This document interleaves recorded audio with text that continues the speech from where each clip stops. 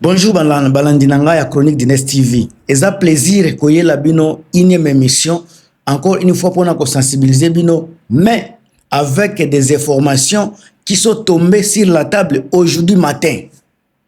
Bandeko, il y a beaucoup de nouvelles, beaucoup d'informations qui sont à faveur de la population congolaise. Peuple congolais, bo lamuka. Peuple congolais, bo sepela. Peuple congolais, bozala na katia allégresse. Parce que les choses viennent de tomber sur la table et les choses vont au profit des peuples congolais. Les Américains, baningisi Tshisekedi lelo. Pouvoir ya gouvernement ya Tshisekedi, baza ya kolenga. Amérique, lelo o toza le kancheme lelo. Lelo toza le 10 mai 2026. Bokoyoka information yekoya lobby na ba information na bitando na biso parce que ngana memaka information muto aliboso. Maman nanga Maria Antoinette Makayabu, merci na information. Papa tonton nangai Chirac Makayabu, Denis Mpongo, batu soki tolokola ba France Mbuku Kasa, plus de 5 personnes baza ko pesa yo ba information. Cela veut dire que baza na source ya ba information wana. Et puis bozela makambo ndenge naza kopesa la bino, vous serez surpris bokozala ko sepela. Peuple congolais bo sepela. Tshisekedi azo tutela administration Trump maboko. Mais lelo bandeko administration Trump baza ko silika. Baza mécontent, baza frustré vis-à-vis na administration Tshisekedi. Lelo mibeko yuti kokweya. Administration ya Trump, administration américaine bazo sa la révision vis-à-vis ya politique ya nini politique ya Congo. Bazo sa la révision ya ko travailler vis-à-vis na administration ya Tshisekedi. Bazo sa la révision encore une fois ya kotala soki c'est nécessaire de travailler avec Tshisekedi, avec tout ce qui se passe au Congo. Mes chers amis, les choses vont à faveur des peuples congolais.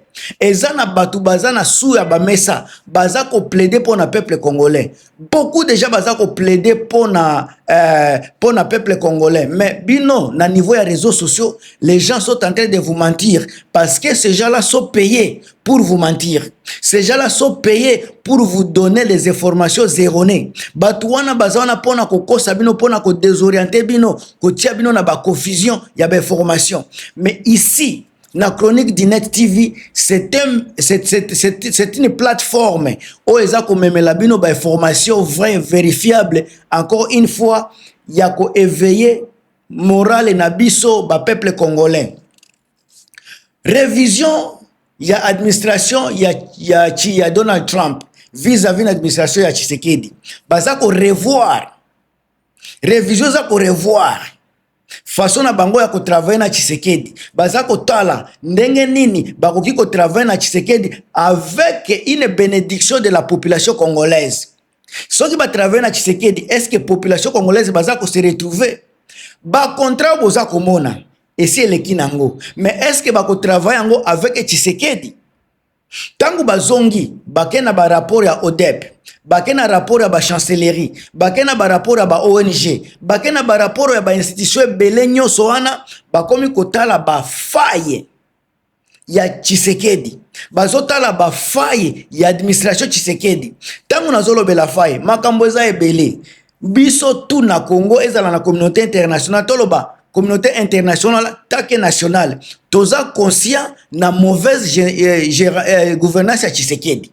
Façon Tshisekedi azo gérer mboka, tout le monde aza komona yango. Lui c'est l'homme l'immaculé, mais tout le monde pembeni na ye bangonde baza na problème.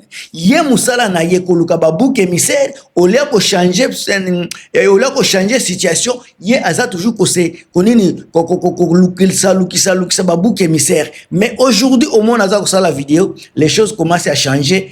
Le camp de Tshisekedi commence à trembler.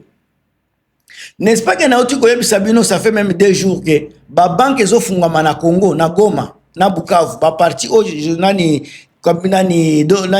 konena ngaza ko diriger, ba banque eza ko fungama. Ba chancellerie eza ko fungama kuna.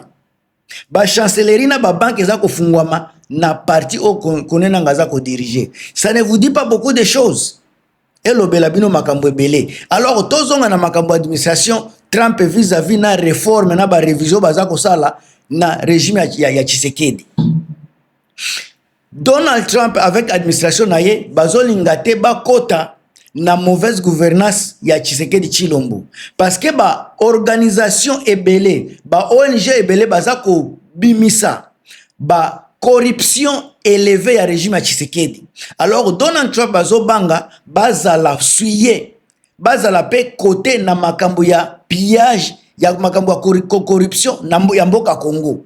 Élément ya liboso eza ko déclencher makambo wana toyoka ki LCI pardon, toyoka ki TV5 international, toyoka ki nini France 24 baza ko lobela ba pillage na corruption oyo ekoki kolata chi nani Donald Trump vis-à-vis na makambo ezoleka na Congo pona ba corruption élevée ya régime ya Tshisekedi. Eza déjà loko administration Tshisekedi ya Donald Trump bakomi kosalela ngo révision soki botali bokebite bakosala réforme bako changer makambu ndenge ya kotravailler na Tshisekedi. Wana eza déjà victoire ya liboso vis-à-vis na Tshisekedi Tshilombo. Eza victoire pour na peuple congolais komona ete ba américain bakomi ko comprendre makambo zoleka na Congo. À part corruption baza kolobela mauvaise gouvernance wana bazolobela ba pillage ya ba minerais ya ba matières premières, ba détournement ya ba trésor public ya ba fonds publics.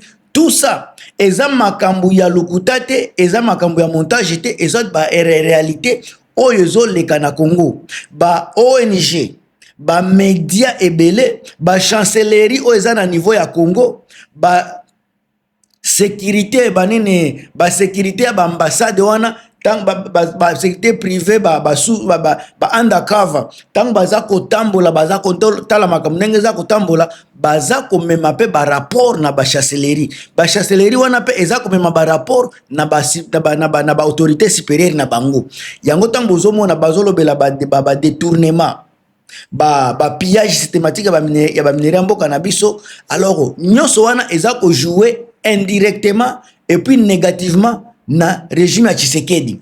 Lelo soki Donald Trump na son nyonso bayoki na monde bakozala obligé bami sukola bakozala obligé bami mata exemplaire na ba makambo mike a l'occurrence makambo ya Congo bazolinga babi maneti ba sauver ya Congo bazolinga babi maneti ba oyo baziye komema changement ba ngomoko bayebi avec Tshisekedi il n'y aura pas de changement bayebi déjà ba détournement ya ba fonds eza kubungaka ba mbongo eza kubima na ba FMI na ba banque mondiale nyonso wana ba nini ba mbongo eza koya pona aide na Congo ba mbongo yango ezokotaka na société congolaise te ezokotaka na quotidien ba peuple congolais te nyonso wana ezokendeka eza ko s'éparpiller eza ko savole na kati ya ba poche ya ba dinosaure oyo baza ko diriger mboka na biso. Ba américain basi ba comprendre système wana ba américain bazosala ba enquête na bango privé ba investigation na bango bazosala ngo communauté internationale lelo soki américain balobi baza ko réviser baza ko revoir contrat wana na nani oyo bakoki ko travailler na ye bandeko. Encore une fois Tshisekedi aza na kati ya problème sérieux, un problème oyo ekokuté vraiment cher. Date ya lelo bokanga yango bokopesa nga réseau kala mingi te. Alors bandeko ba chite ya régime ya Tshisekedi ezolakisa eza komonana ba signe ya chite ya régime ya Tshisekedi ezomonana déjà sur tous les plans, niveau local toloba niveau national. Tshisekedi azana appuité ba partenaire na ye occidentaux baza ko se détacher na ye déjà baza ebele. France baza ko milongola oya tikali na ye zaka ka Belgique. Est-ce que Belgique ko tikala na Tshisekedi pendant combien de temps? Yepe makambo baza ko bimisa neti ba déclaration tango baza ko bimisa banini ba enquête sur ba pillage ba minerais ba mbongo bazokende ko baza ko bomba bazobomba ngona Belgique yango pe eza ko jouer négativement sur Belgique. Encore baza obligé pe ba banda ko landela makambo.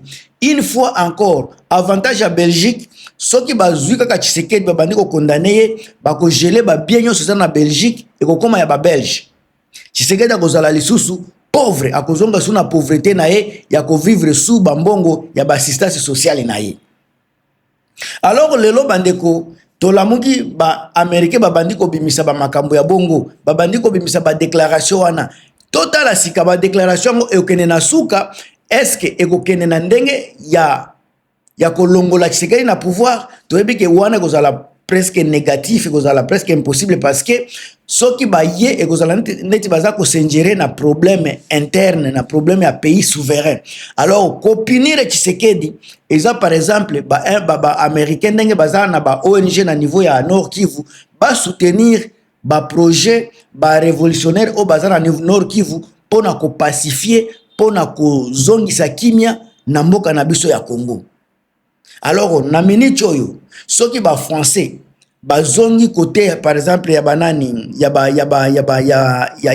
révolutionnaire, ba américain pe ba se lier côté révolution, bomoni batu nyoso ba pesi ba révolutionnaire pour bokomona Tshisekedi yemoko akokoya ça même ba toucher.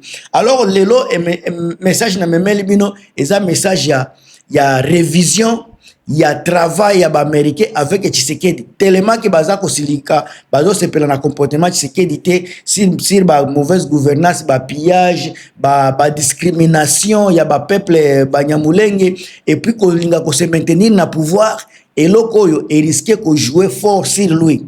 Ba américain baza prêt pour na ko changer constitution, mais baza prêt pour na ko pour la continuité à régime Tshisekedi ko changer constitution kaka na ba makambo eza ko permettre minéré na bango et minéré stratégique baba mema yango, mais eza ko lobelate kotika Tshisekedi na pouvoir pendant longtemps.